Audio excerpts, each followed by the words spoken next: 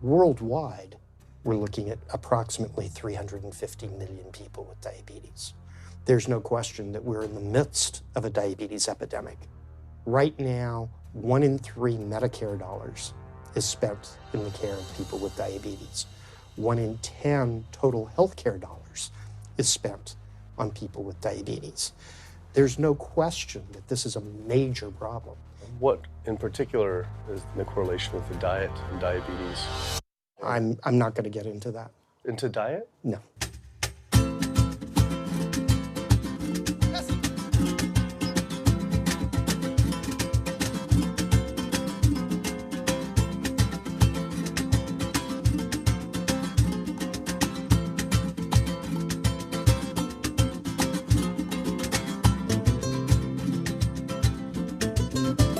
My name's Kip. I'm a filmmaker from San Francisco and I have a confession to make.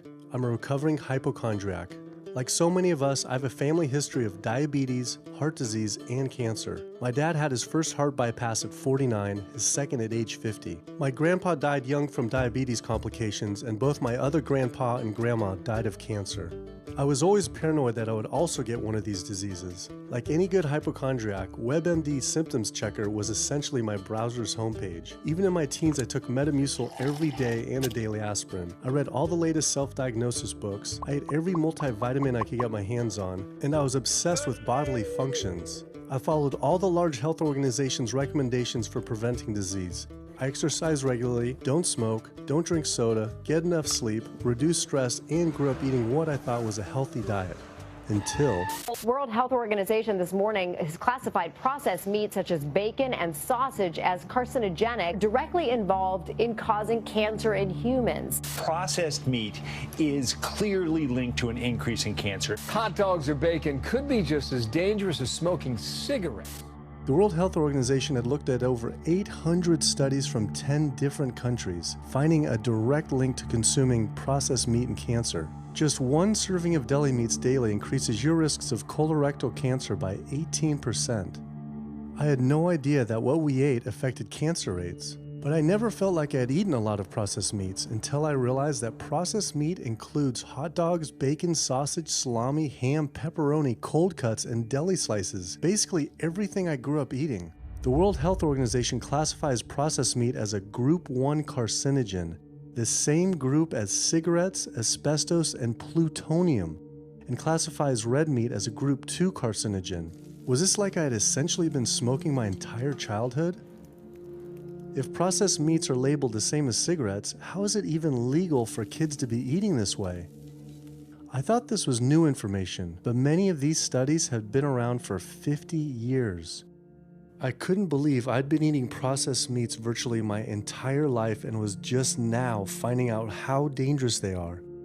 Why hadn't I been hearing about it from the American Cancer Society, the largest cancer group in the nation? When I went on their website, I was shocked to see that none of this information was featured on their homepage. But even more shocking, on their Eat Healthy page, they actually encouraged eating Group 1 carcinogenic foods like processed turkey and canned meats. This is after the World Health Organization reviewed over 800 studies definitively linking processed meat to cancer. Thank you for calling your American Cancer Society. My name is Sam. I'm a cancer information specialist. How may I help you today? Hi, I was calling because I was wondering why you all recommend people to eat processed meat on your website, which the World Health Organization has classified as a Group 1 carcinogen, which is in the same class as tobacco smoking, asbestos, and plutonium.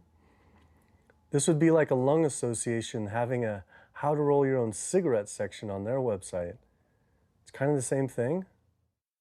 But let me just place you on a brief hold because He wasn't able to answer my questions and said someone would get back with me. I had always been concerned about cancer because both my grandma and grandpa died of cancer. I wondered if things would have been different had they known the link between diet and this terrible disease. In the US, 1 out of every 4 deaths is from cancer. Oh, sweet. American Cancer Society rep confirmed an interview this week.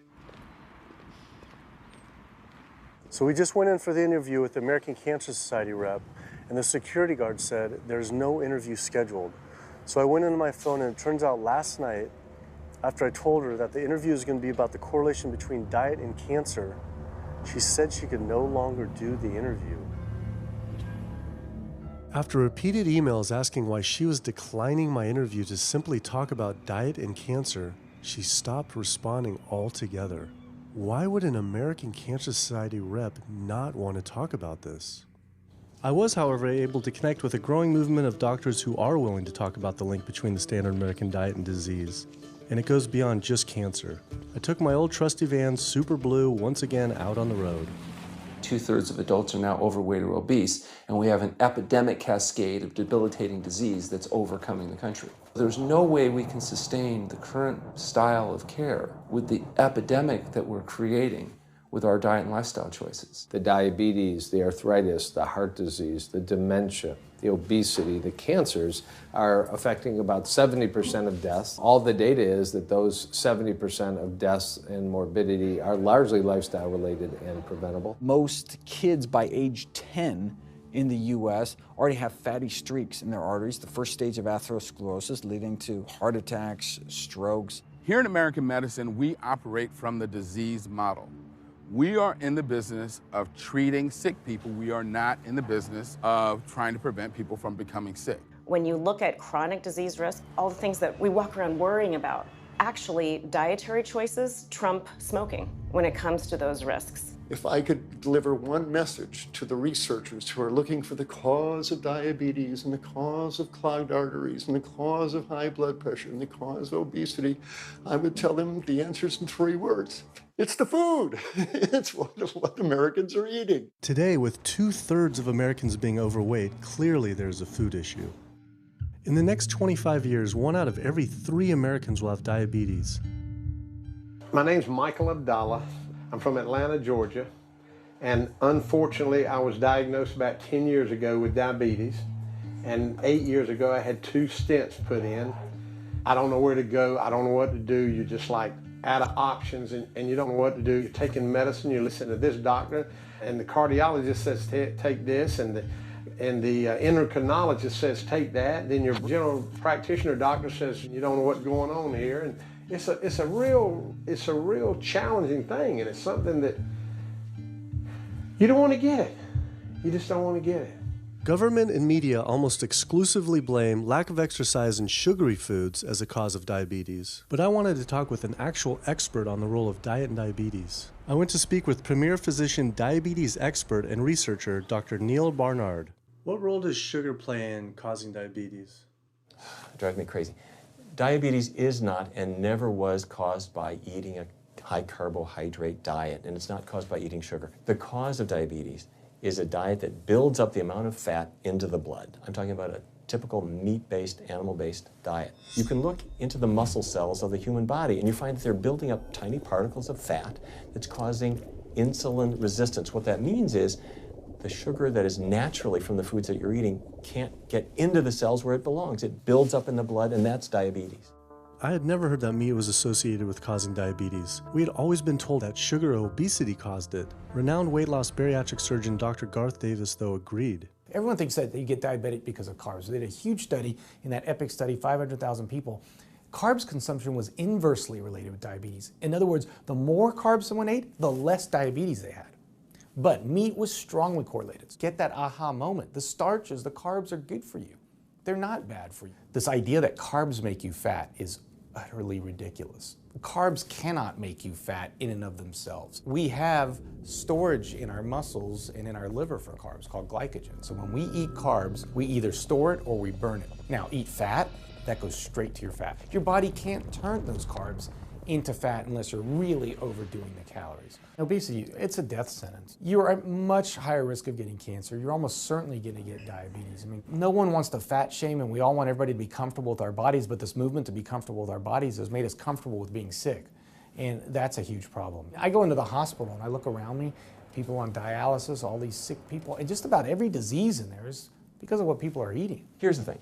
If I eat a sugary cookie, The sugar lures you in like the Trojan horse, but waiting inside that cookie is a huge load of butter or shortening, and that's what fattens you up, and that's the part that leads to the diabetes. It's the fatty foods, not really so much the sugar. It's not that sugar is good for you. There's no nutrients in it. It's excess calories. But when you eat sugar, you don't get inflammation right away. When you eat sugar, you're not getting plaques forming in your vessels. When you're eating sugar, your body's going to store most of it as glycogen or burn it as calories. And so this focus on sugar has taken all the focus off meat, dairy, eggs, pork, turkey, chicken. People need to understand, if their child gets diabetes, you've just taken 19 years off their lifespan. We're talking life and death. I realized there was so much more about diet and disease that I hadn't ever learned.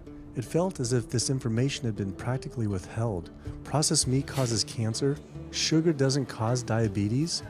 I had doubt about the claims these doctors were making, so I did some searching on my own.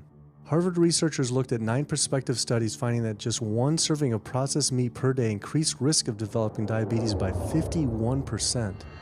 The link between eating meat and developing diabetes became undeniable.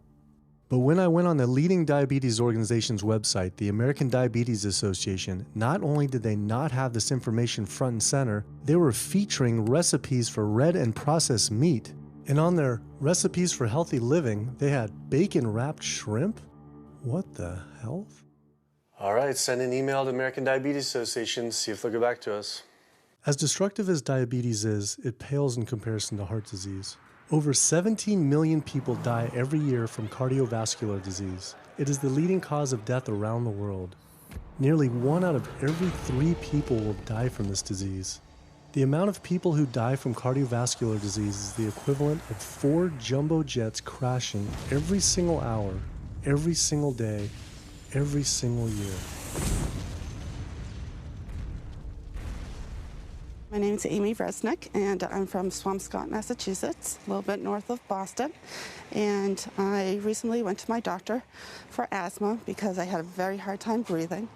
And while there, she did some blood work, and one of the tests was C-reactive protein, and on a scale there was a scale of 1 to 3, 1 being low for cardiac event, 3 being high for cardiac event, and my number was 10.82. What does that mean? That means I am on the road for a heart attack, and she said probably within the next 30 days. 30 days? 30 days, if I'm going the way I was going. I take this for my heart arrhythmia, take this for pain, oxycodone for pain, and lorazepam for stress, cyclobenzaprine for a muscle relaxer, also take Topamax and Prozac, and I also use a CPAP machine to help me breathe, and my asthma has been so bad this past year, I use it during the day as well to get some air.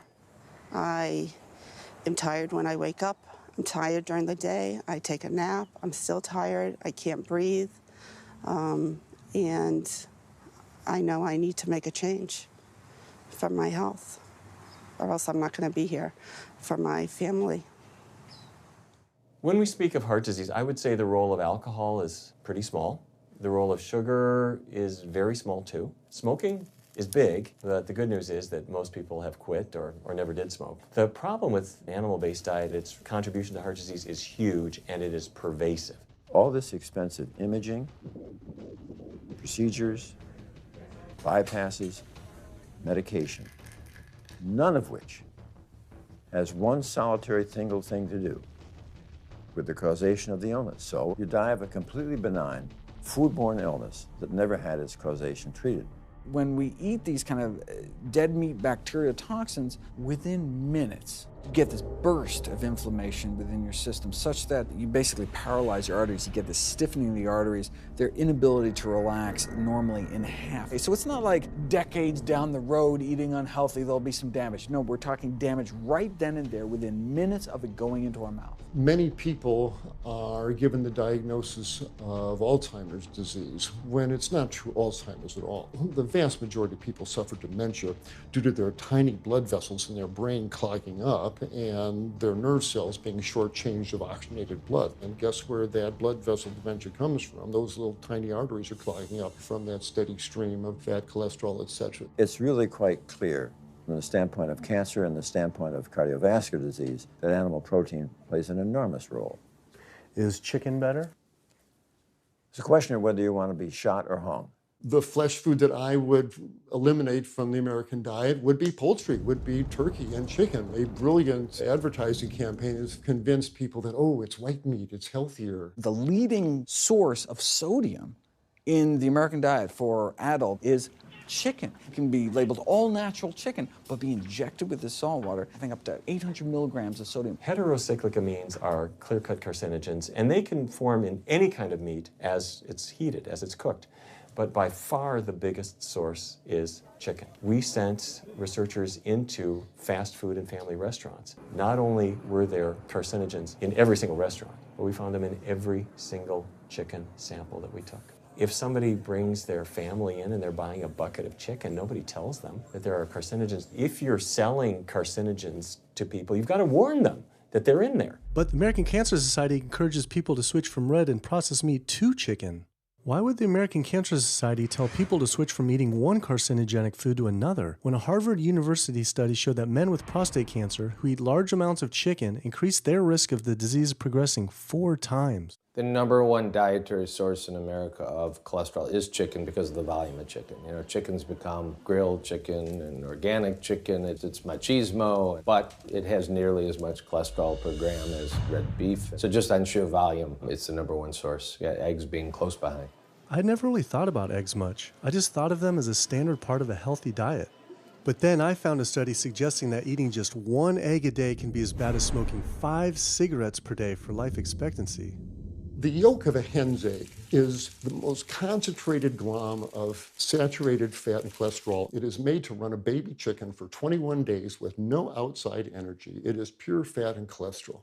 And when we put that into our bloodstream, it coats our red blood cells. Our blood gets thicker and more viscous. It changes our hormone levels. It raises our cholesterol levels. There's nothing healthy about eating the yolk of the egg. But I thought cholesterol and saturated fat wasn't an issue anymore.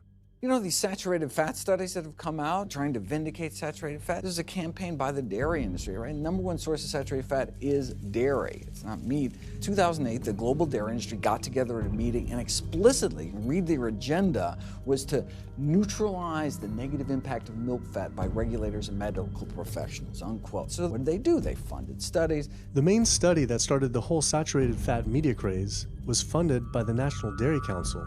The egg industry similarly funds studies that confuse consumers by making claims that eggs don't negatively affect heart function.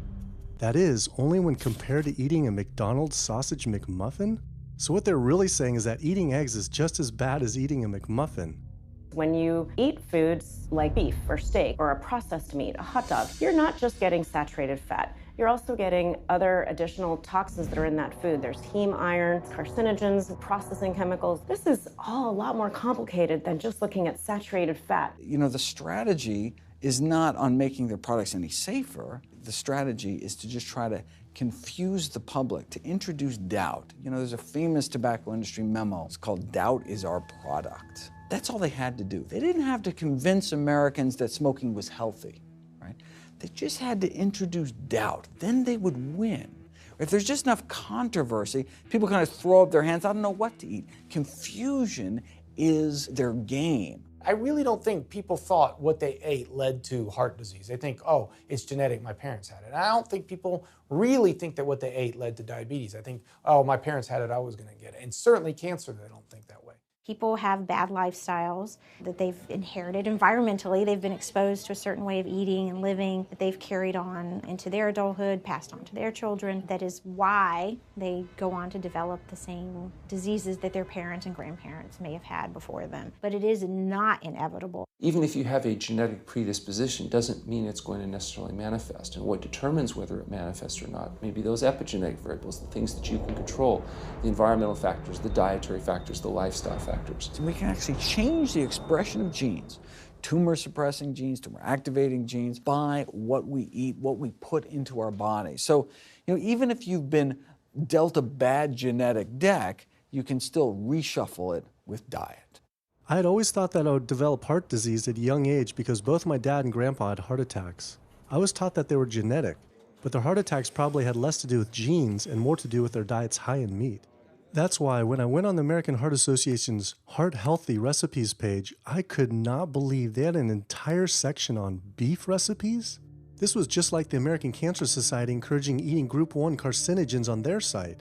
Meatloaf, pork loin, steak on your recipe list? Are you kidding me? It's like this menu is trying to give people heart attacks. At your website, we noticed Heart Healthy Recipes, and we were kind of bewildered by why there's a bunch of recipes on, a whole section on beef recipes, and there's also a section on egg recipes when there's such a strong link between beef, red meat, and heart disease. I honestly don't know because I don't do that, I guess. That's not what I do. Another organization rep that wasn't able to answer my questions, but he said that he'd have someone get in touch shortly. I was, however, able to talk to the president of the American College of Cardiology, Dr. Kim Williams. So the American College of Cardiology is a 47,000 member and growing organization with a dedicated mission to reduce heart disease and to improve patients' lives. And if you look at the incidence of hypertension and diabetes and mortality in men, they actually get reduced as you go higher and higher in terms of how much you restrict animal products. What about fish? So fish is a little different. You've got the 4 worries, which is PCBs, mercury, saturated fat, and cholesterol. And the cholesterol is all over the place. You can hit tuna in water, that'll be almost less than a glass of milk, to salmon or tilapia, which is higher than a pork chop. If you look objectively at fish, what you find is they've become essentially mercury sponges. And that's why in many parts of the country they warn you, don't have more than so many of these fish a week because it's getting too much mercury can kill you. Fish are eaten by bigger fish who are eaten by bigger fish, and these pesticides and herbicides bioaccumulate in the fish flesh. And these big fish, including the salmon, which people think is the healthiest fish, truth is the amount of pesticides and herbicides in the flesh of these fish are shocking, and they have estrogenic and cancer-promoting properties in them. They'll say, well, but don't sardines have less concentration of toxic waste product than other ones? Something being less toxic doesn't make it healthy. It just makes it less toxic. Farmed fish is by no means healthier. All the antibiotics that these animals have to be fed, similar to chickens and turkeys kept in confinement. These fish get infections. They get fungal infections, they get bacterial infections. You've got to feed them antifungals, antibiotics, and these substances accumulate in the fish flesh as well. I always knew that pollution was bad for our health, but I had never thought about the environmental pollutants affecting food. Dioxins, being the most toxic man-made chemicals known to science, cause all sorts of things. They cause endometriosis, they cause cancers, they cause endocrine disruption problems. Most of your exposure, 93% of it, comes from eating meat and dairy products because it climbs up in the food chain so effectively. So you can get exposed to living near these incinerators and breathing it, but it'll take you 14 years to breathe in as much dioxin as a cow will ingest by eating the grass in one day. And that dioxin will accumulate in its fat, which includes the milk and the meat, and anyone eating meat or dairy products is going to get that dose of dioxin, so it climbs up the food chain every step. Men have no way in their bodies to get rid of dioxins, but women have 2 ways. They're both involving having a baby. One is that dioxin crosses the placenta into the growing infant, and the other is that it comes out from the breast milk. So if you have a meat and dairy consuming mother breastfeeding that infant, then the highest impacts of toxic exposure like mercury and dioxins will go to that infant. Pregnant women are told, oh, certain types of fish should be avoided. But what about all these other animal products which are introducing, imagine as the fetus is developing, introducing these very harmful toxins which create reproductive abnormalities, developmental problems, and hormonal issues right as the child is developing, the most critical stage of development. It does make you worry when people say, don't you want to have a little bit of milk because you're pregnant? Don't you want to have some fish because you're pregnant? Who do you think is going to get the chemicals that are in that? All these environmental toxins and toxins from the feed that they're being fed accumulate in their tissues and are released into the mother and unfortunately to the child when you eat these products when you're pregnant. So this includes antibiotics, hormones, steroids in animal feed. Commercial animals are largely fed GMO corn and soy, which are very laden in pesticides. PCBs have been banned since the 70s, but they persist in the environment. Dioxins, all of these compounds can create hormonal, reproductive, developmental damage as well. Eating organic beef, poultry, pork, or fish will not help you avoid contaminants like mercury, like dioxins, like strontium-90, because they fall out over all sorts of farm fields and water bodies, and they don't skip over the organic fields. And so really the contaminants are coming in regardless of how these animals are raised. I had always been concerned about the possible health impacts of GMOs, but then found out that most of the world's GMO crops are actually consumed by livestock, with dairy cows consuming the most per animal. This fact, with everything I'd learned about bioaccumulation, made dairy terrifying, especially considering how much cheese I ate in my life. Cheese is an amazing product when you think about it. It's probably one of the single best foods at compromising health that you're going to actually feed to people. Think about it. You've got an animal product, so you've got all the issues of biological concentration. You have a highly processed food product, and not only does it have naturally a lot of saturated fat, but you put a lot of salt into it. There's a strong link between dairy foods and autoimmune diseases, and so that can show itself up as excessive production of mucus and exacerbation of asthma in kids who are prone to that, and even adults. And also there's an association between dairy foods and multiple sclerosis and type 1 diabetes, which is an autoimmune disease, and other rheumatologic problems. Cow's milk is baby calf growth fluid.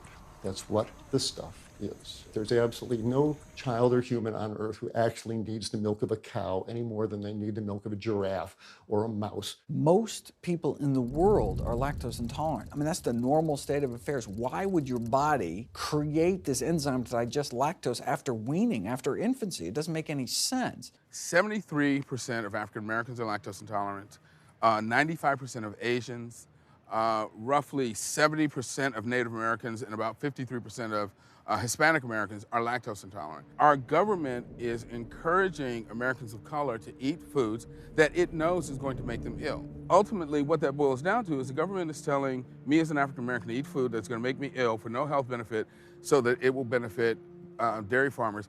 That's a form of institutionalized racism. Yeah, milk is a risky food for human consumption. As a pediatrician, I see on a daily basis children suffering from conditions that are linked or associated to dairy consumption, such as eczema, acne, constipation, acid reflux, iron deficiency, anemia. Cow's milk protein is the most allergenic food. People say, well, no, I want hormone-free, not injected with bovine growth hormone. But milk is this hormonal fluid, so it's just packed with sex hormones and natural sex steroid hormones like estrogen, progesterone. In fact, doesn't matter if it's conventional milk, doesn't matter if it's organic milk. Milk without hormones, that's an oxymoron. Organic dairy has just as much saturated fat and cholesterol and galactose and all the things that you don't want as conventional dairy. Dairy products in general have a lot of other products associated with it, not the least of which is pus. I mean, they actually have laws limiting how much pus you can actually have in a milk and still sell it. I believe it's like 750,000 pus cells per cc. Because, I mean, you wouldn't want too much pus and it'd be like pure pus. People might object. In fact, you could think of cheese as kind of coagulated cow pus, if you would. But I was always told that we need milk for strong bones. I'm Jane Chapman, and not too long ago, finally got some x-rays of the hips and back. Severe bilateral osteoarthritis of the hips. And actually, I'm scheduled for 2 hip replacements. That's bone on bone. It's the grinding of the joints. My stability is scary. I hold on to the walls if I'm at home. I've been told to use a walker. I'm only 61. This is not how you're supposed to live when you're this old. I have a really hard time believing that that's all that's left. Researchers have studied bone development in kids and whether they get stress fractures and that kind of thing. And the kids who drink the most milk have 0 protection. Milk does not build strong bones. Harvard researchers have looked at a large group of older women. Over an 18-year period, the milk drinkers had 0 protection from fractures. So this old notion that somehow milk is going to build strong bones or protect your bones later in life, it's a myth. People that drink milk have higher rates of hip fractures, have more cancer, and live shorter lives. It turns out that countries with the highest dairy consumption also have the highest rates of osteoporosis, so clearly drinking more milk doesn't protect your bones. Doing more research, I found that dairy was linked to many different types of cancer as well. Just like many of us, I thought that the majority of cancer was due to genes, but only 5 to 10% of cancer is actually genetic. Any cancer is caused by a DNA mutation, but that's not enough. So that can cause that first cancer cell, but one cancer cell never killed anyone. 2 cancer cells never killed anyone. But 1 billion cancer cells, now we're running into problems. So we need to reduce the growth factors in our body, like IGF-1. Insulin-like growth factor 1 is this cancer-promoting growth hormone involved in every stage of cancer cell growth and spread and metastases. Any animal protein boosts the level of IGF-1. Dairy products increases your risk for various forms of cancer, especially those related to your hormones. So breast cancer, prostate cancer, ovarian cancer. So this is not a product, even in its most pure state, you want to be consuming because it does come with risk. I found out that dairy can increase a man's chance of getting prostate cancer by 34%. And for women who've had breast cancer, just 1 serving of whole dairy a day can increase their chance of dying from the disease 49%, and dying from anything 64%. Why weren't breast cancer sites like Susan G. Komen warning everyone about this? For calling Susan G. Komen, this is Jocelyn. How may I help you? Okay, so we're wondering why you don't have a huge warning about the dangers of consuming dairy on your website when there's a direct link to breast cancer. There was a study published in the Journal of the National Cancer Institute that found out women consuming dairy who has had breast cancer increases their risk of dying of breast cancer 49%. I was wondering why it's not on your website. We cannot answer these types of questions. Once again, another health organization rep saying someone else would have to answer my question. Rather than risk being stood up again, I went straight to the local Susan G. Komen chapter to see if they would answer my questions.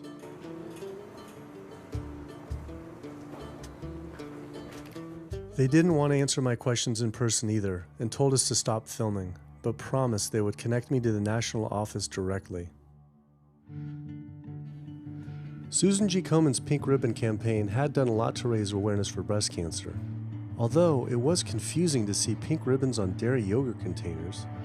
Breast cancer can be prevented with a healthy diet and lifestyle, but we're not. We're talking about pink ribbons and putting all the money into research for the cure. I, for one, know that I would want my daughter, my mother, me, I want to focus on not getting to that point, and that's where I would like to see more energy and effort put. I had been a hardcore cheeseaholic virtually my entire life, despite the risks, but like so many others, I seem to have been addicted to it. It turns out that the casein protein, that's the main protein in dairy products, and particularly in cheese, it breaks apart in the human digestion to create what are called casomorphins, casein-derived, morphine-like compounds that go to the brain, and they attach to the very same receptor that heroin attaches to. Don't get me wrong, they're not as strong as that, but they are strong enough to make you come back again and again and again, despite the fact that you're gaining weight, you're more unhealthy than you've ever been, but that cheese just calls out to people. Casomorphin may play a role in SIDS, and sudden infant death syndrome, may play a role in autism. This is one of the reasons why we don't want infants drinking milk from cows. Human breast milk has 2.7 grams of casein per liter, compared to 26 grams per liter for cow's milk. That's practically 10 times more. No wonder it's so addictive. This talk about addiction made me think about all the drugs animals are fed. I went to the headquarters of the Center for Food and Safety, the nation's leading FDA government watchdog group, to see how concerned we need to be about drugs in our food. So that we know of, there are at least 450 different drugs that are administered to animals, either alone or in combination. These drugs are given to animals for a variety of reasons, very, very few of which are actually beneficial to consumer health. We've got drug companies that work real hard to make sure they can sell lots of drugs to people raising cows, pigs, and chickens. The pharmaceutical industry sells 80% of all the antibiotics that it makes in the United States to animal agriculture. Antibiotic residues are found in meat, other antimicrobials are found in meat, there has been ractopamine found in meat, there's been hormones found in meat. So right there you're talking about 4 different drugs that could be, in the same piece of meat.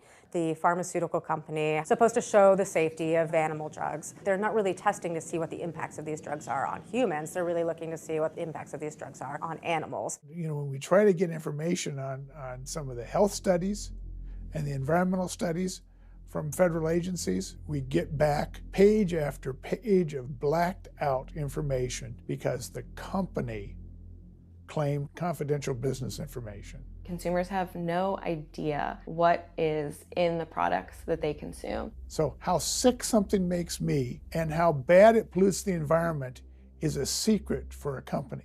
In the animal agriculture industry, as in the tobacco industry, these companies really have a vested interest in making sure that the public doesn't have information about their effects and what risks are really posed to consuming them. You have this system where animals are living in their own waste. They're living next to animals that are sick or even dead, and they're stuck in cages with these animals. That bacteria tends to spread, so that the pathogens that are being created in these filthy conditions are breeding resistance to antibiotics, and the public are becoming exposed to those. We already have people dying from salmonella and other things that you eat. We're having about 3,000 people die every year in the United States. That's more than the number of people that were killed in 9/11 in the Twin Towers in New York.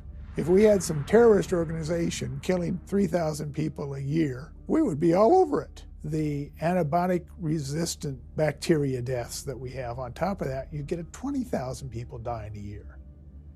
That's 7 9/11s every year. Can you imagine if that many people were being killed by some terrorist group in the United States every year? We would find them. You know, the World Health Organization has said we're nearing a post-antibiotic era in medicine. You'll be at risk in minor surgeries to have a fatal infection. You'll be at risk going to the dentist if you have a tooth extracted. Or it'll be like Civil War medicine. You get an infection in your leg and you cut your leg off. So you have this very dangerous situation. By crowding these animals in, they become a perfect engine for generating a new flu virus that can come out into the community. If you lived near a swine spray field, not even the CAFO, but the waste disposal field, you were 3 times more likely to have a MRSA infection. You can't see how it impacts the average person's life in Duplin County, North Carolina, and not be a little upset about it. From an environmental standpoint, from a community standpoint, from all other aspects, North Carolina, we're in a state of emergency. We've already had bouts of swine flu, or H1N1 as they prefer to refer to it. That particular swine flu incident was originated on a farm here in North Carolina. There's approximately the same number of hogs in North Carolina as there are people. Between 8 to 10 times the amount of feces is produced by a hog, an adult hog, as compared to an adult human. 10 million pigs in North Carolina produce the waste equal to 100 million humans.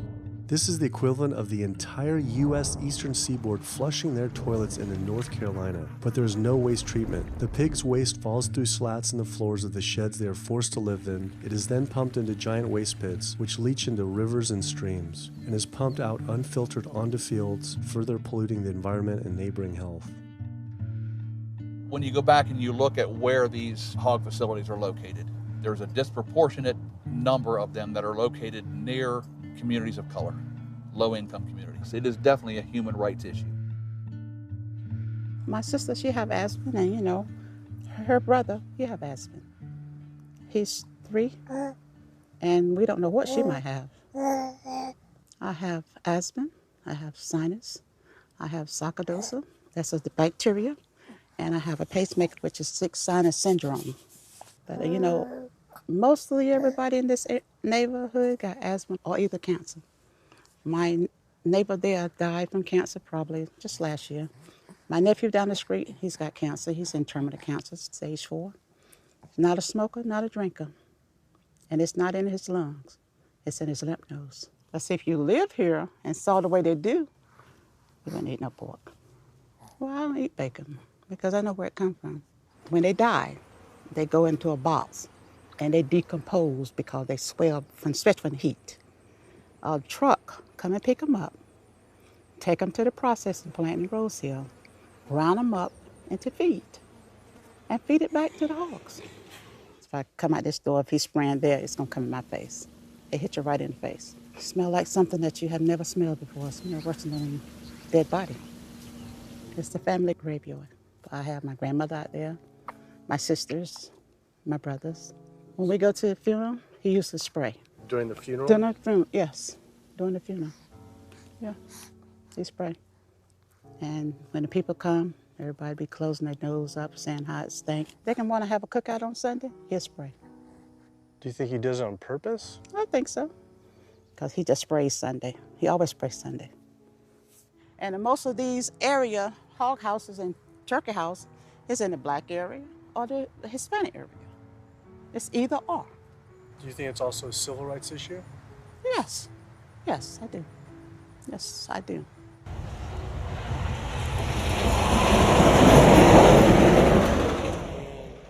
There have been times in the past that I have gotten ready on the Sunday, gotten ready to go to church and come out, and the smell was so strong that I had to go back and regroup because it got in my clothes and I just couldn't go to church smelling like hogs, you know. I just couldn't do it. So I don't think the government cares.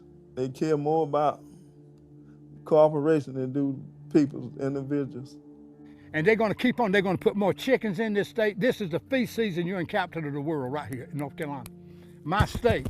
Look, there's a blue line stream right here come into my property almost, and the Contentney Creek right here. I've seen that blue line stream now filled with feces and urine from that hog pen, and they can say, well, we feed the world.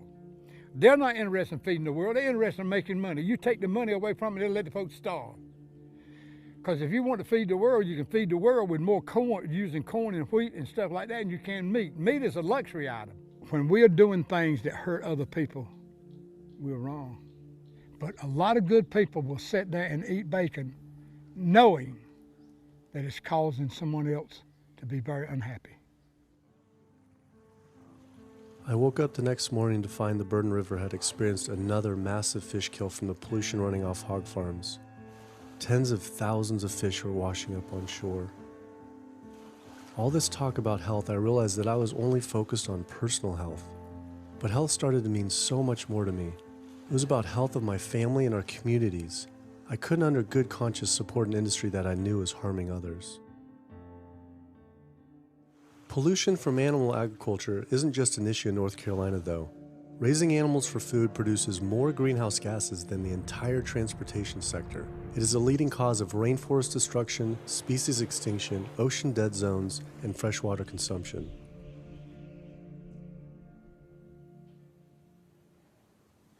American Diabetes Association actually finally got back and they agreed to an interview. Preparing for the American Diabetes Association interview, I took a look at their diabetes diet and meal plan recommendations, and they were loaded with foods associated with causing diabetes. How could they expect people not to get diabetes if this was the food they were recommending? And then, I saw multiple peer-reviewed studies published on the National Institute of Health website showing that a low-fat, plant-based diet was more than twice as powerful at controlling and even reversing diabetes than the ADA recommended diet that included meat and dairy. Well, the mission of the American Diabetes Association is to identify a prevention and a cure for diabetes, but in the meantime, to improve the lives of all people who are affected by diabetes. And what's the best way to prevent this? For type 2 diabetes, it's unclear. We can't prevent type 2 diabetes in everybody. When we're doing the research, we came across a lot of studies that said that you actually could potentially cure or reverse diabetes with a purely plant-based diet. I don't believe there's sufficient evidence to demonstrate that. How does it compare to the ADA diet that you recommend? We don't recommend a specific diet. We recommend healthy eating. The one that's on the website. We recommend healthy eating. Do you have a whole list of exact day-to-day, the meal plan, the whole meal plan? All they are selections of foods to consider. We do not have a diabetes diet. But with that selections, that you consider that plan compared to a plant-based plan? No one's done that study. We found actually some studies, that a 74-week study found that low-fat vegan diet versus the ADA plan in type 2 I diabetes. think we're done here. I'm not going to get into an argument about. Oh no, I was just wondering if this is true, or if it shows that. Any diet works. Any diet works if people follow it. But if it's a diet that's not the proper diet, like if anyone follows a diet that they eat I can't tell you what a proper diet is. I can tell you what an improper diet is. So then we can talk about the good diets. I'm not sure why. I'm not going to get into that. Into diet? No. Why If that's where you want to go with this, I'm sorry, I'm not the person that you should be talking to. And why is that though? If that's what you want to get into, I'm not the person you need to be talking to. Who do we talk to about diet? You can talk to anybody you want. But that's interesting though. Why not recommend a diet? Because the data don't exist to support it. But if we see data that we looked up that supports it with, like, you know, the NIH, in Europe, the European Association of Diet. We're done. I'm sorry. I'm not going to get into that argument with you. No, it's not an argument. I'm not going to get into the argument. Why is it an argument? It's just talking about in European study of diabetes and other places that have studies why. There are lots of studies. Why is it even an argument? There are lots of studies in the literature, many of which have never been replicated or, frankly, are wrong. That's why we do peer review, okay? The European Association of Study of Diabetes has been peer reviewed? Or I don't know what study you're referring to, and in the absence of being able to see that study, I'm not going to comment. I could show it to you. I'm sorry, I don't have the time for that. I just don't understand why it's an argument, though. Okay.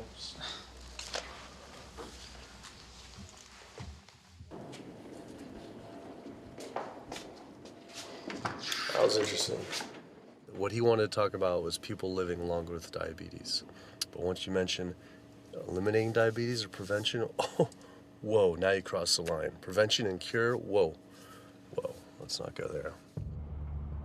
Not only did Dr. Ratner, the chief medical officer of the American Diabetes Association, not want to talk about diet, but the fact that he had such an emotional reaction to my question made it feel I was digging into something that he didn't want uncovered. I had always thought there was no prevention for type 1 diabetes, but then I did research and came across countless studies referencing the link between exposure to dairy at a young age and type 1 diabetes. I mean, this is a food made for baby cows. Cow milk protein gets into the bloodstream, and the body says, hey, this isn't supposed to be in the bloodstream. It makes antibodies to the cow milk protein, which then attack the pancreas and destroy the pancreas. How is this possible that ADA wouldn't have this forefront on their website? Why wouldn't they be warning all parents about this, even if there were only a slight chance? Why were they recommending people to actually eat these foods linked to diabetes? It seemed all of the large health organizations were encouraging people to eat the very foods linked to the diseases they're supposed to be fighting against. American Heart Association promoting beef, American Cancer Society promoting processed meat, pink ribbons on dairy products, and bacon-wrapped shrimp on American Diabetes Association. And then it all came together. What if?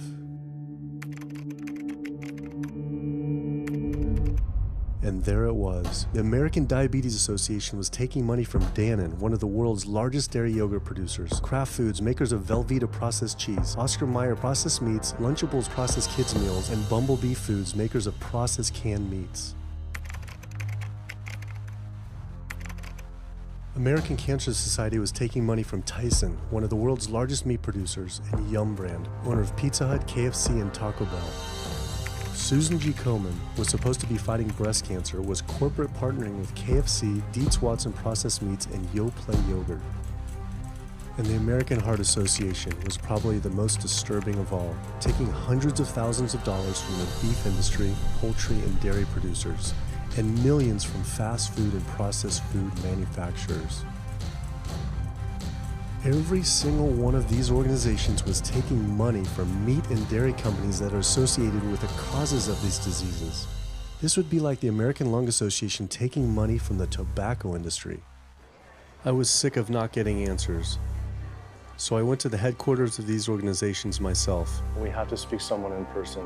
There's millions of people dying from the foods that they're recommending people to eat. I wanted to find out why Susan G. Komen had accepted $35 million from Yoplait when their products can increase a woman's chance of dying from breast cancer 49%, and ask American Cancer Society if taking money from KFC and Tyson was the reason they promote eating meat. But every one of these organizations declined to be interviewed.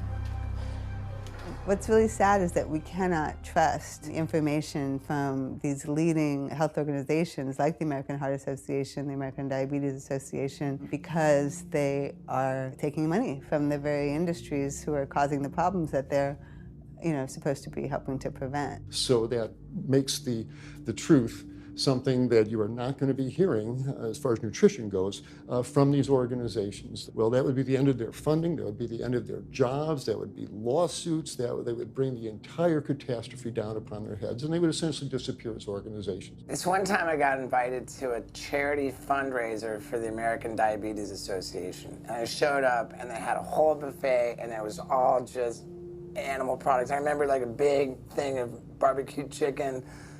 And I was like, I stormed out. I said, like, serving chicken at a diabetes event is like serving alcohol at an AA meeting. It just doesn't make sense. We had scheduled to film an interview with a prominent surgeon, but before we could get inside the building, the hospital's media relations manager stopped us. Actually, I understand that Dr. said that you could film here today, but unfortunately that's not going to be able to happen. I know that he advocates for patients changing their diets, but the hospital makes money off these surgeries, and the reality is he does too. So we can't do anything that's going to negatively impact the hospital, so unfortunately you're not going to be able to film here today. I was sickened by how open she was about the hospital being more interested in profits than people's health. But it wasn't just this hospital or these organizations. Even the US government is involved too. Every 5 years, the U.S. Department of Agriculture creates dietary guidelines for Americans. The committee who writes these guidelines has been made up of individuals who have received money from McDonald's, the National Dairy Council, the American Meat Institute, the National Dairy Board, the National Livestock and Meat Board, the American Egg Board, Dannon, candy and sugar companies, Coca-Cola, and Anheuser, just to name a few, which means we are getting our dietary recommendations from the very industries that are killing us. And when the USDA, makes a pyramid or a power plate every 5 years for the American public, they're going to guarantee that on that plate are going to be foods which, when consumed, will result in millions of Americans perishing. The USDA, which is supposed to be protecting us, has two missions. It's supposed to protect us, and it's supposed to protect the producer. And guess what? When those two come head to head, they usually choose the producer. In internal documents uncovered by Dr. Greger, the USDA admitted that eggs cannot legally be called nutritious, low-fat, part of a balanced diet, low-calorie, healthful, healthy, can't say it's good for you, or even safe. Yet they still promote these products to the American people through federal checkoff programs. If you ask somebody if they've heard of the checkoff program, the odds are they haven't, although daily they are seeing the messaging that these programs produce. So checkoff programs are responsible for the messages that we see on TV, on the internet, on bus billboards and magazines that say things like, milk, it does a body good, or milk life, beef, it's what's for dinner, pork, be inspired, the incredible edible egg. The dairy checkoff program gave $12 million to Domino's to just market cheese-heavy products. And this is the USDA, this is the government. If you've seen those ads for the Pizza Hut pizza, the stuffed crust, or a pound of cheese, those are all government advertising schemes for the industry. How can we put more cheese on beef? How can we put more milk in a coffee? Things like that to just drive consumption of these just unbelievably unhealthful products. So McDonald's, for instance, has 6 people staffed full-time, according to records we've found, whose salaries are paid for by this government program, but funded by the producers who are regulated by it. And these 6 people sit there at McDonald's headquarters and just come up with ideas. Triple cheese decker McCheese muffin stuffed bacon cheese slider? With extra cheese? Nice. Yes. You don't think of it on a day-to-day basis that these are government programs. The Wendy's bacon double cheeseburger, government program. The steak fajita at Dunkin' Donuts, government program. You would just never think that this just pure garbage from a food standpoint is coming from a federally funded program. That's one of the things that makes checkoffs so incredibly creepy, is that it is our government telling us, eat more beef, drink more milk, eat more cheese, eat more pork. One of the very effective ways that the dairy industry promotes its products is to reach children because kids are impressionable, they're going to be consumers for their entire lives, and you might as well get them while they're young. So dairy spends at least $50 million promoting its products in public schools throughout the country with posters with people with milk mustaches and messages like milk, it does a body good, or milk life. Targeting young people, right? The tobacco industry had to keep replacing their customers who are dying with new customers. The meat industry knows they have to target young people. That's why we have these foods in schools and marketing messages at a younger and younger age for kids to get hooked on all the wrong kinds of foods. So there's all kinds of parallels. School districts where processed meats are all over the place. Maybe it's going to be bacon on the menu, sausage, hot dogs, or pepperoni pizza. Any of those things are processed meats, and those are pretty much the worst of the worst with a direct link to colon cancer. And yet you have every day in the schools meal items with processed meats. If the Surgeon General puts warning labels on tobacco because of their cancer risk, why aren't the same warning labels on meat? Based on the publicly available data, we know they spend at least $557 million promoting their goods through checkoff programs. We know that they spend at least $138 million lobbying Congress. We expect that they spend a good deal more than that in figures that simply aren't publicly disclosed. The industry's lobbying power is so strong that they can create laws and push through legislation that doesn't benefit Americans in any way, such as ag-gag laws that criminalize whistleblowing or photographing abuses by this industry. Activists in the U.S. can be charged as terrorists for disrupting the profits of any business that uses animals under the Animal Enterprise Terrorism Act, to the even more ridiculous ones like cheeseburger laws.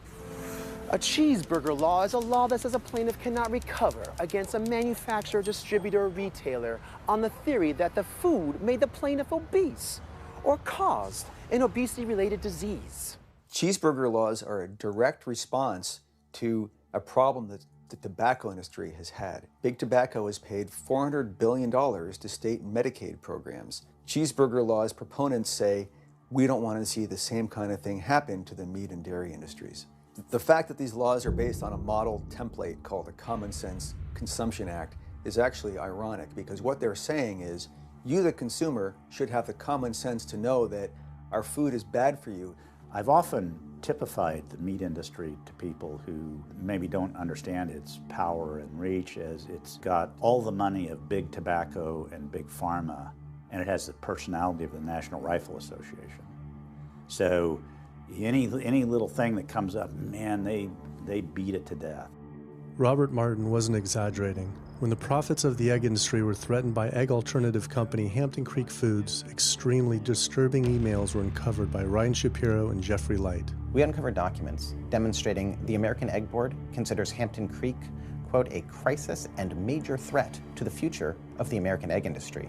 The American Egg Board considers a successful egg replacer company to be such a threat that they joke on their government email addresses about murdering the CEO. In internal government emails with the heads of the egg industry, they suggest having the CEO of Hampton Creek, Josh Tetrick, murdered, including a menacing email from the executive director of the American Egg Board.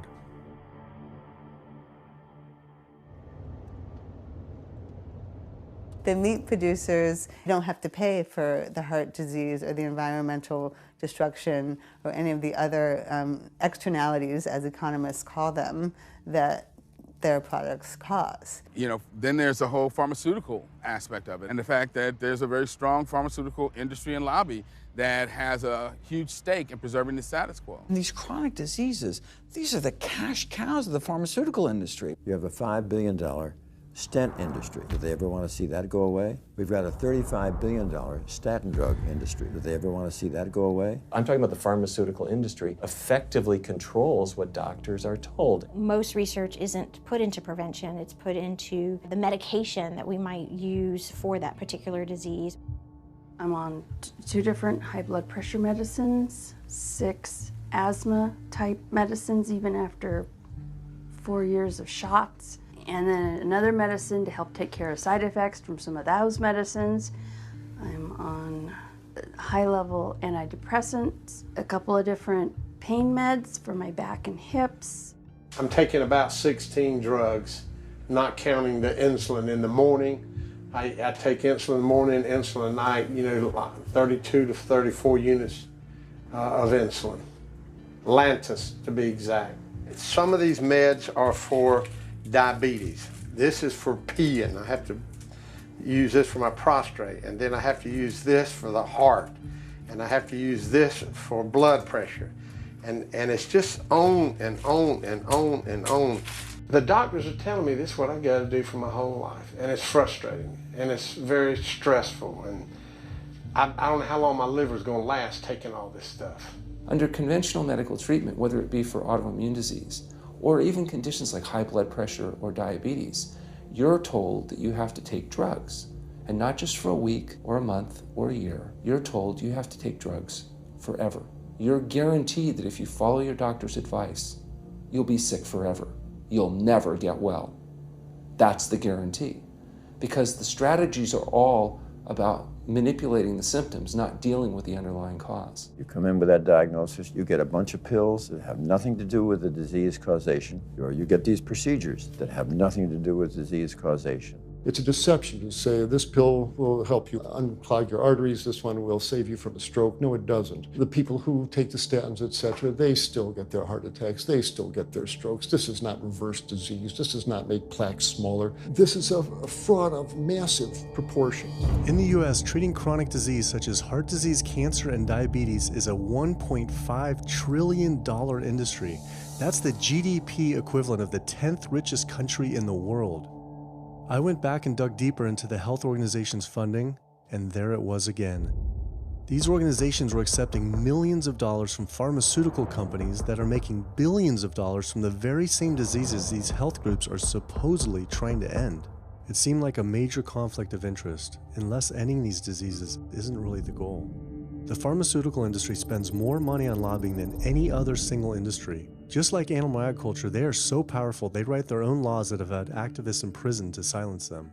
Government's in bed with anyone that gives them the most money, which is the pharmaceutical industry, which is the animal ag industries. Like, they are pumping the government full of money and resources, and in return the government's giving them what they want: subsidies, imprisoning activists that go against them. And I think it's quite telling that these industries are working so hard and spending so much money to criminalize people for simply taking a picture, for simply recording what's going on inside of these facilities and making it known to the public. They're behind walls, they're underground, they're in these secret facilities that no one knows about. But if they did, they would be shocked and outraged. And I think people would not want to think that their pharmaceuticals, that their food are coming from these places. And that's why I think it's the ag laws are what they are, is because they are trying to silence people into not speaking out and not showing the truth.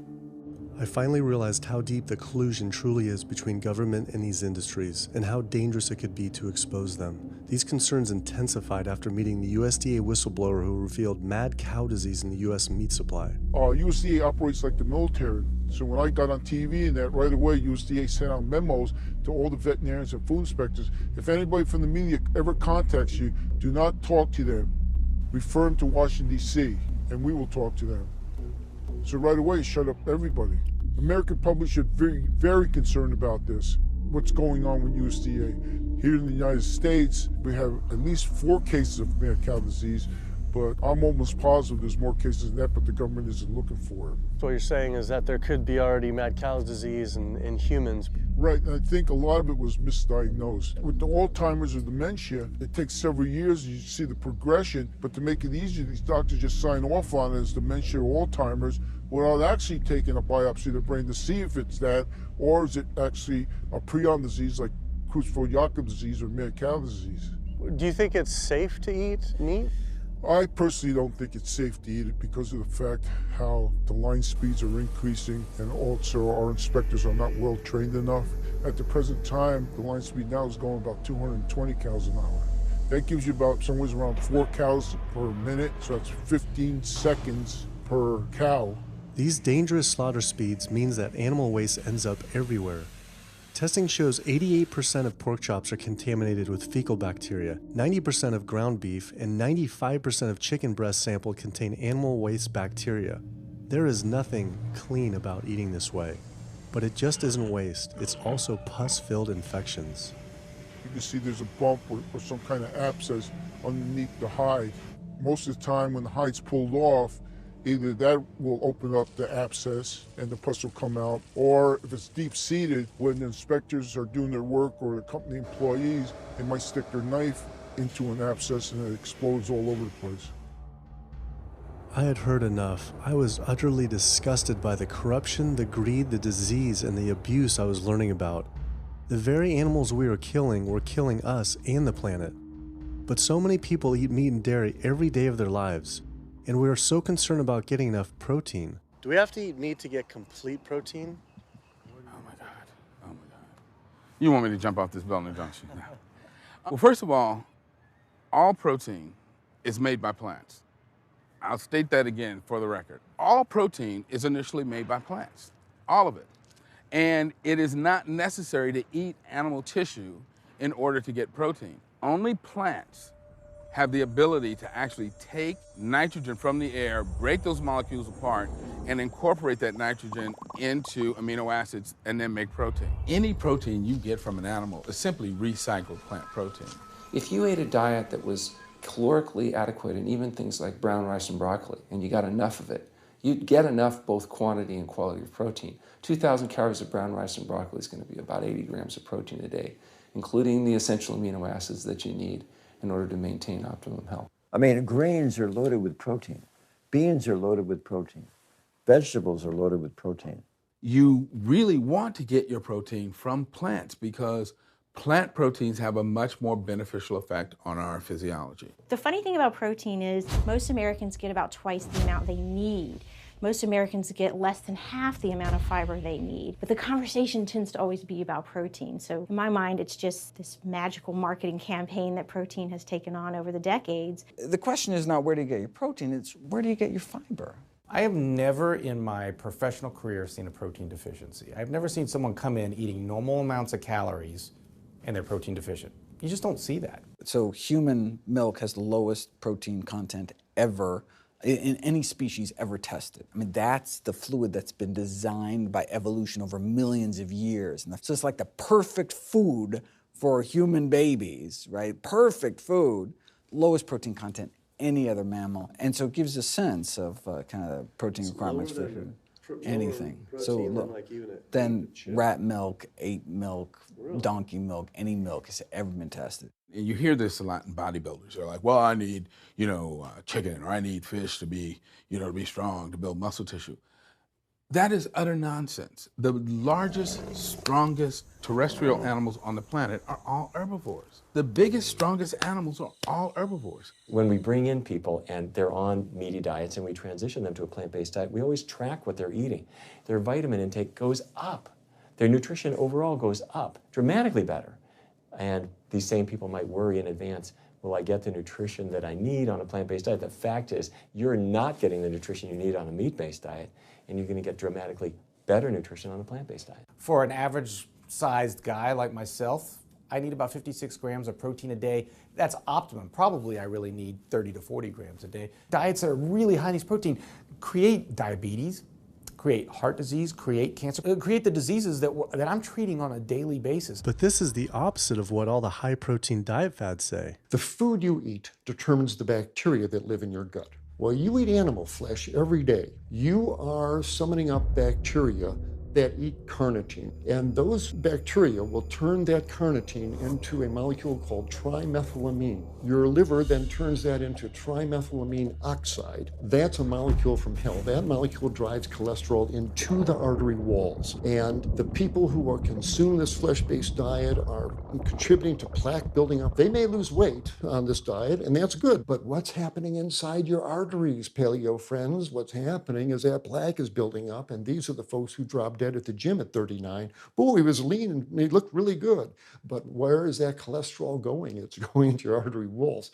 So I believe these paleo folks are setting themselves up for an epidemic of clogged arteries, colon cancers, autoimmune diseases. This is not a healthy diet. We are not carnivorous apes. Humans' closest living relatives are chimps, who get 97% of their calories from plants and the remaining 3% mostly from insects. Comparing the anatomy of true omnivores like bears, who eat both meat and plants, to frugivores like primates, who eat almost exclusively plants, the differences are pretty clear. Frugivore teeth have flat molars for chewing plants, where omnivore teeth are serrated for stabbing and tearing flesh. Frugivore jaws can move forward and back and side to side. Omnivore jaws cannot. Omnivores have much stronger stomach acid for digesting meat compared to less acidic stomach acid of frugivores.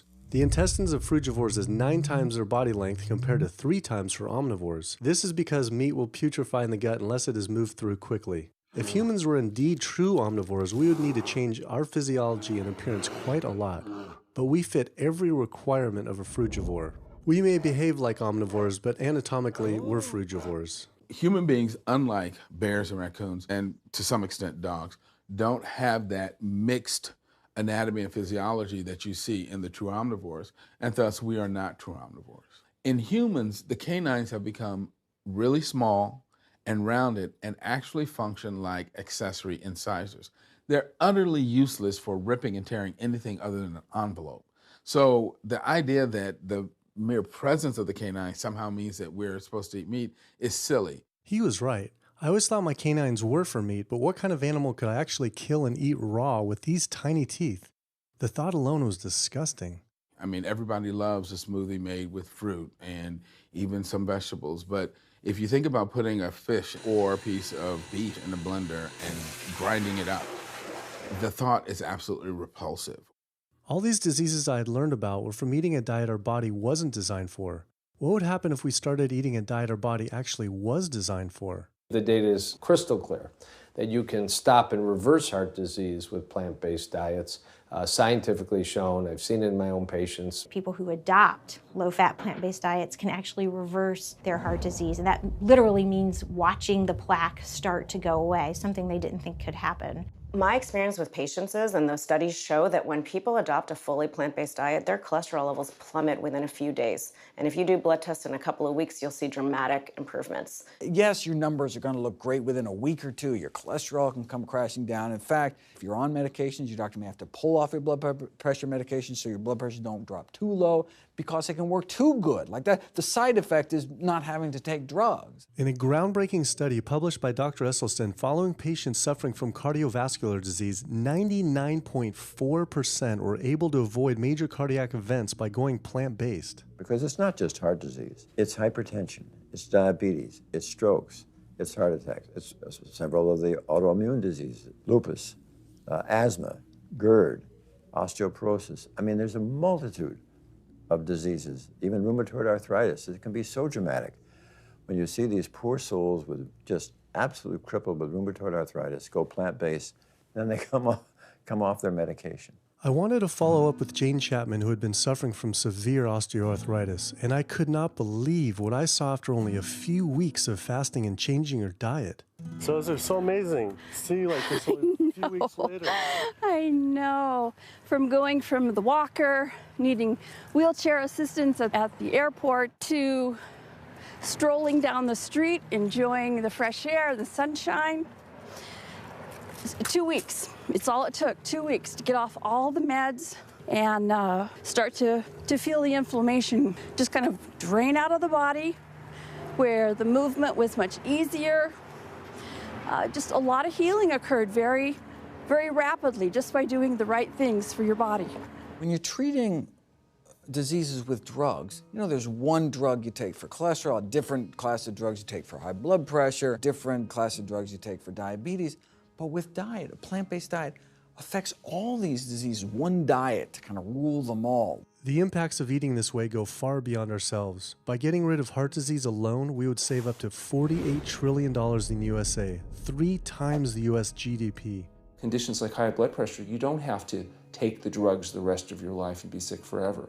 What you can do is live in such a way that it gives the body a chance to heal itself. We took 174 consecutive patients with high blood pressure, and 174 people were able to lower their blood pressure enough to eliminate the need for medication. For inflammatory bowel disease like Crohn's, the best remission rates ever achieved through plant-based diet. MS, multiple sclerosis, the best results ever achieved compared to any medical, surgical, any kind of intervention was a plant-based diet. You can see that with every sequential reduction in animal products, people live longer, they have less heart disease, they have less cancer, they have less diabetes. You can actually take human cancer cells, you put them in a petri dish, and you can drip the blood of those eating vegan, get about 72% suppression in human prostate cancer cell growth in vitro. They wanted to try this again with women and breast cancer. So they said, let's see what a plant-based diet can do. After just 2 weeks, their bodies cleaned up. You drop their blood on the same carpet of cancer cells. You can clear off the whole plate. This is after just 2 weeks eating healthy, which raises the question,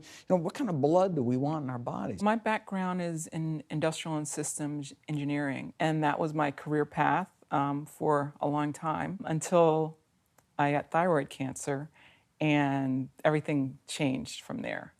I decided that I wanted to try alternative methods and treatments rather than have surgery and have my thyroid removed, which meant I'd be on medication forever, and I didn't want that. I just started reading how a plant-based diet can heal the body, and it has worked for so many people.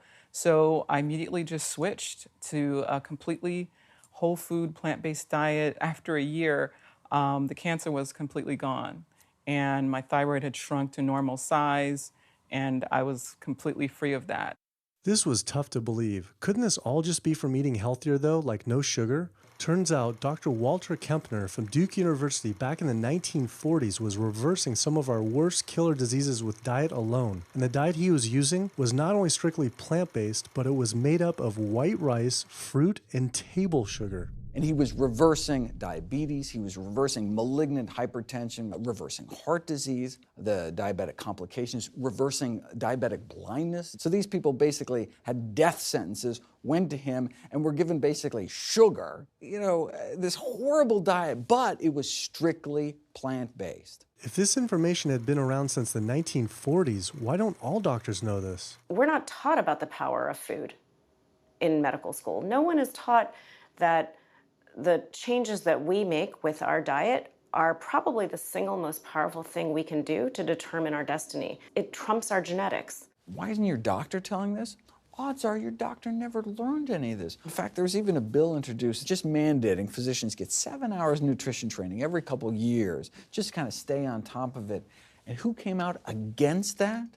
The California Medical Association. Even the family physicians, the surgeons, all the mainstream medical groups came out opposed. It's 7 hours, that's a lot, even if it's over 1 4-year period. So they're not just kind of neutral, but they're actually actively opposing nutrition education. Ironically, when patients come to doctors with questions, they assume that the doctor knows something about nutrition, and so it's kind of a double whammy that doctors haven't been taught much about nutrition. Why don't we hear about this from dietitians when nutrition is their entire specialty? Turns out the American Nutrition and Dietetics Association puts out nutrition fact sheets written by the industries themselves. The industries pay $20,000 per fact sheet and explicitly take part in writing them.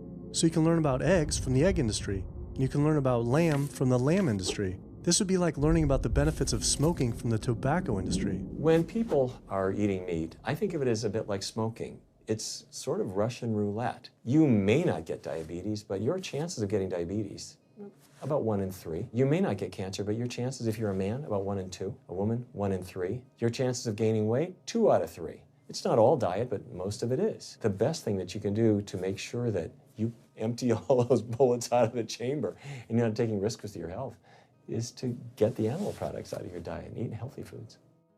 I came to True North to help me with my asthma and to lose a little weight, and it's amazing. Just in 2 weeks of changing my diet, don't have to take any asthma medication, no antidepressants, no pain medication, no heart medication, nothing, no medications at all.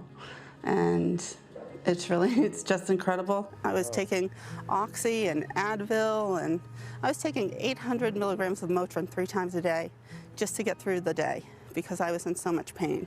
And now, nothing. Wow. Nothing at all. 2 weeks. 2 weeks, So 14 days. All that medication, you're completely off. Completely off everything.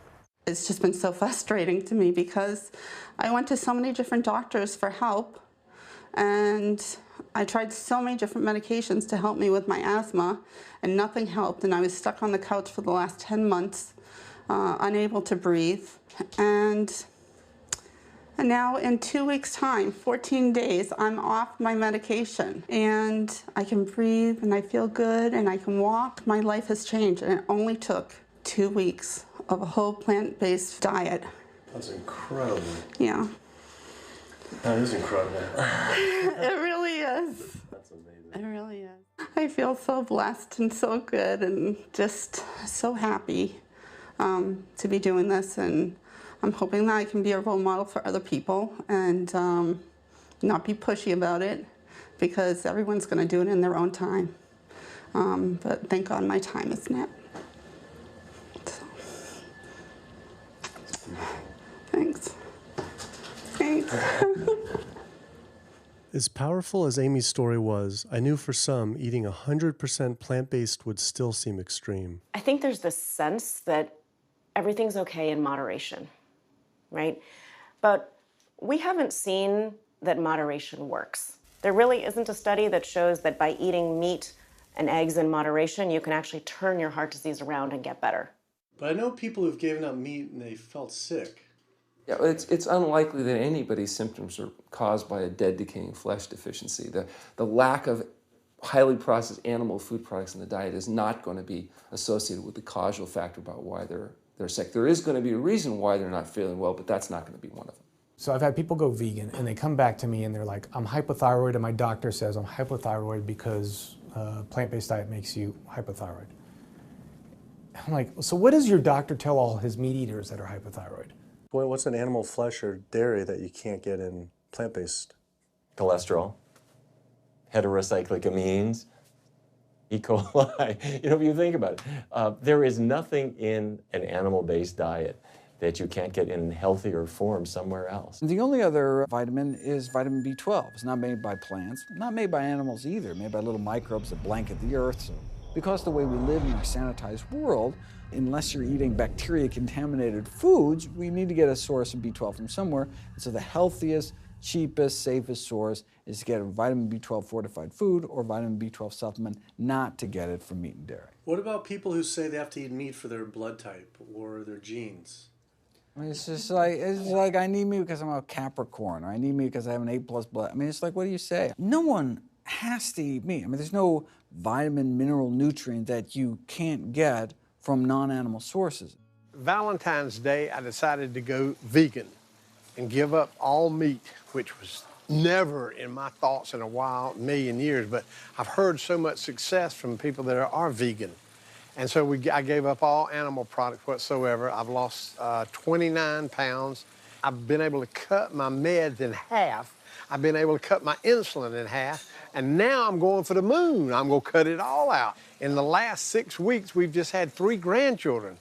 And my ugly face is going to be around to see them graduate from high school and college. I'm going to be here. My mission is to let everybody know you do not have to suffer from diabetes and cancer and heart disease because someone in your family had it or because the doctors are telling you this is what's going to happen. You can take charge of your health and have a positive outcome just like I did. The reason I'm so committed to this is, my grandmother had diabetes, and I didn't know what I know now about healing the body. And if I did, I feel like she could have lived at least a few years longer. And so it's in her honor that I do what I do. Because I could save someone else's grandmother, aunt, uncle, father from that, So I'm excited about getting the message out there.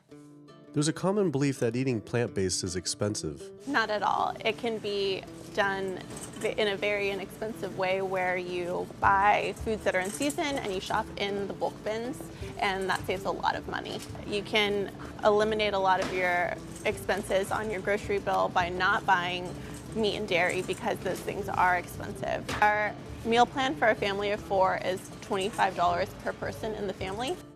2064 is your total. 2064, whoa. That's for an entire week of food. Really? An exploding movement of elite athletes are utilizing vegan diets to heal injuries, speed recovery times, and enhance their performance. Before I was vegan, I was only bench pressing 315 like 5 times.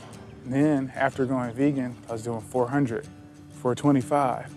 465, and I was like, oh my God, this is amazing. I'm vegan and I'm bench pressing 465 pounds. This is ridiculous. And as soon as I went vegan, tendinitis started disappearing. My strength in my right arm started coming back. High blood pressure was going down. You can't be strong and be dying on the inside. That's not strong. That's weak. That's really weak because yeah, you look big and strong on the outside. Yeah, big man. No, but your heart's crying for help on the inside. You're dying. I'm a professional parkour athlete, a two-time world freerunning champion, and more recently I got into Ninja Warrior where I'm captain of Team Europe as we won USA versus the world. For something like Ninja Warrior and parkour specifically, you really need to have a good strength to body weight ratio. So I was carrying mass that I really didn't need. And when I went vegan, I lost 15, 20 pounds. I was more agile, I was more efficient, more stamina in my body. Just that extra bit of pop that I didn't have before, it just gave me that extra strength. So this is a very vibrant way to live. It can enhance you as an athlete. For me, 100% better athlete than I was before. It unlocked a whole new chapter of my training. The science is there, the health is there, the athletes are there proving that you don't need to eat dead animals to be strong, to be healthy. I started working out when I was 47 years old. All the muscles you see, I gained as vegan. I gained 15 pounds of muscles on my body, eating all plant-based vegan foods. All the aches and pains in my body, it just went away. Because I'm not ingesting so many inflaming foods, the acidic foods that animal products are. Gorillas, rhinos, and elephants, they all get their muscles and strength from eating plants. That's what I do. I travel all around the world for my surfing, and I've always been able to eat vegan. I feel like if you want something, you can make it happen. I just don't make any excuses. I would never not be vegan now that I know all the benefits and now that I know how it feels to be vegan. Every aspect of my life has been improved by adopting this lifestyle. I feel better, I perform better athletically, I sleep better, my energy with my kids is better, my focus at work is better, everything is better. My skin cleared up, kept myself trim for 9 years now doing this. All I can tell you is that I felt and I continue to feel better than I ever felt before. My friend Jason Lester and I were the first people to do this challenge called Epic 5, which entailed doing 5 Ironmans on 5 Hawaiian islands in under a week. An Ironman is a 2.4-mile swim followed by a 112-mile bike and then running a marathon, 26.2 miles after that. So we did 5 of those in a row on 5 different islands in a little under a week. Yeah. You almost die? Yeah. Where'd you die? So I guess the famous question, where did you get your protein in there? From plants. Like so many people, I was looking for excuses not to change my diet. But once I finally did, I felt liberated. Within days, I could feel the blood running through my veins with a new vitality. Within weeks, I felt a transformation throughout my entire body and mind. Not only could I survive on a purely plant-based vegan diet, I could thrive. I felt amazing. I competed in my first marathon in 6 years, training half the amount and beat my personal record by 23 minutes. Less than a month later, I did my first full Ironman. Although I could possibly get away with eating a little bit of meat and dairy without ill effects to my personal health, I could no longer willingly support an industry I knew was causing so much suffering to communities, families, and all life on the planet. A whole new world opened up. I felt whole again, connected to a greater sense of what true health is, and where true health doesn't end with me, but begins with us. If people adopted a plant-based diet, the changes we would see in our individual health, in our national health situation, and in this physical environmental world we live in would be so profound.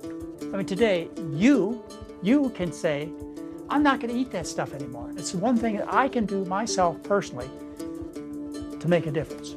It will give you a greater sense of well-being and happiness when you know that, one, you're not destroying your health every time you sit down to eat, you're not promoting cruelty, and you're not damaging the earth. I don't want my gains to be at the detriment of the planet of other things. And yet I'm not weaker, I'm stronger. That's the beauty of it. When you're altruistic, when you make choices for the greater good of others, it comes around, benefits me as well. It benefits us all. Studies show that we can not only survive, but we can thrive. I just feel this is a great way to live, not harming other beings when we can be healthy and happier. I love it. It's a great life. I never thought that I could feel this good at this age, and I just want everybody to feel this way. I feel like a 20-year-old. I'm almost 50. Nothing tastes as good as healthy feels, basically. And so the choices that we make every single day, day in and day out, around our food, has the capacity to bring us true health and optimal wellness, not just individually, but collectively, as a species and for our planet. We're not going to live forever, but while we are alive, we can live well. And for me as a doctor, that's what I want to see. Where there's a will, there is a way. And I believe that.